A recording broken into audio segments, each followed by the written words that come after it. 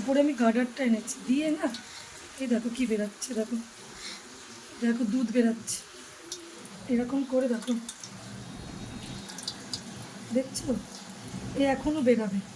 এই অবস্থায় করে আমি এখন এখানে কিছুক্ষণ এটা এইরকমভাবে রেখে দেবো, আমি বার করবো যখন এইটুকু বেরোবে, হ্যাঁ এই অবস্থায় রেখে দেবো। এই জলটা বুঝতে পারছো, কেউ বুঝতে পারবে না দুধ না জল, এটা কচুর যে চুলকানিটা সেইটা, এটা এখনও বেরাবে।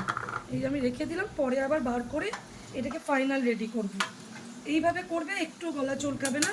এখানে লেবুর রসের জায়গায় কেউ তেঁতুলও কাট করে দিতে পারে, বা লেবুর রসটা খুব ভালো লাগবে, তাহলে কালারটাও সাদা, একদম ধপধপে সাদা হবে। তো যাচ্ছি এখন, এগুলো ফেলে দিই, পরের ভিডিওতে যখন মাখবো তোমাদের দেখা হবে। টাটা বন্ধুরা।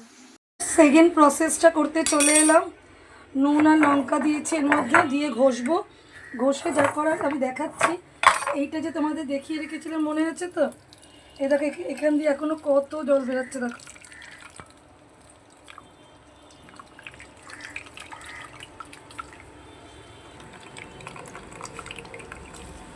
জলটা পুরো না বার করতে পারলে পেছনে কতটা জল বেরোলো। এবার জাস্ট আমি এই হাতটা একটু ধুয়ে নেব, কাটা এরমভাবে একটু ডলে নেবে, বুঝলে, হাত দিয়ে শুকনো হাতে আগে ডলে নেবে, কারণ তেল দিও না তাহলে হড়কাবে। নুন আর লঙ্কাটা একটু ডলে নেবে ঝালের জন্য, একটু ঝাল ঝাল না হলে ভালো লাগবে না। এই সরু লঙ্কাগুলো এখন বাজারে এসছে, প্রচণ্ড ঝাল। দেখো এটা বার করতে একটু সময় লাগবে, খুলতে হবে তো। দেখো জিনিসটা কইটুকু হয়েছে, দেখছে, দেখো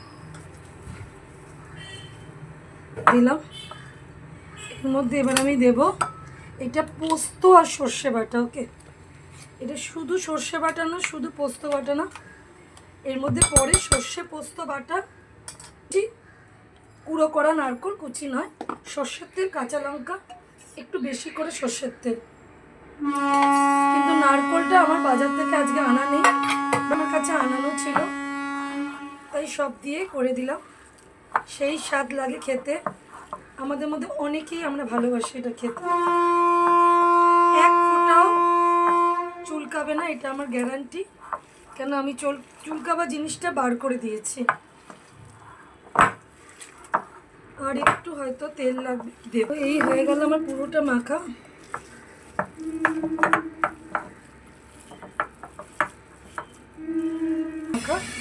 এবার শুধু একটু সর্ষেরটা উপর থেকে ছড়িয়ে দেবে, আর তোমার এর মধ্যে কিছু করার নেই। নারকেলটা আমার বাজার থেকে আনা ছিল না, তো তাই দিতে পারলাম না। তো দেখলে রেসিপিটা কিভাবে বানালাম, যদি ভালো লাগে কারণ এরমভাবে বানাতে পারো, এর মধ্যে শুধু নারকেলটা পড়বে। টাটা বন্ধুরা।